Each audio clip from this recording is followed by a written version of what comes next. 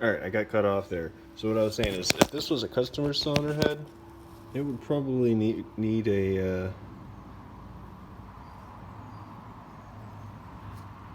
probably just a.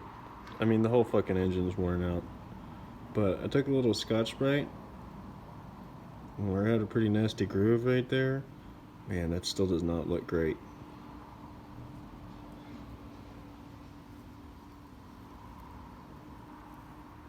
But I've seen worse, so I'm probably gonna go ahead and just run it as it is. Like I said, $500 for the whole drivetrain, and I've already gotten many years out of it.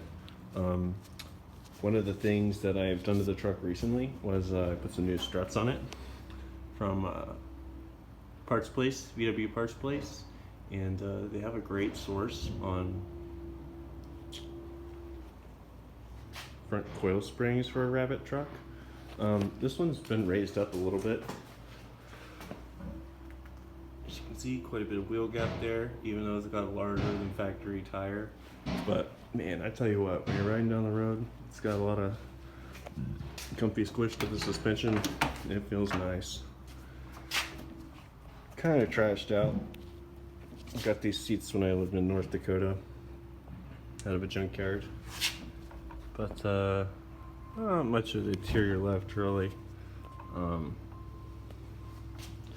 But now that I got this turbocharger and intake squared away finally, this thing screams. It just has a little bit of a vibration at idle.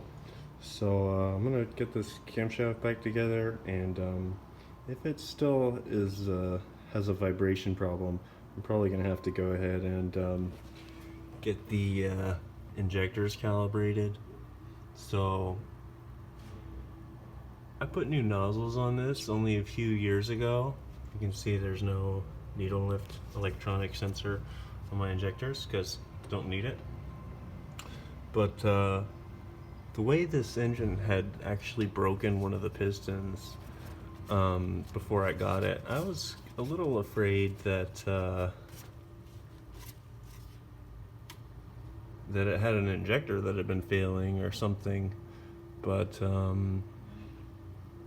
it's just at idle that it vibrates.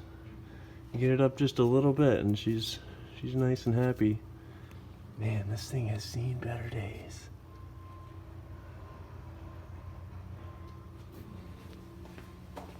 But luckily on a Mark 1, you don't have to deal with any kind of engine mount that's in your way.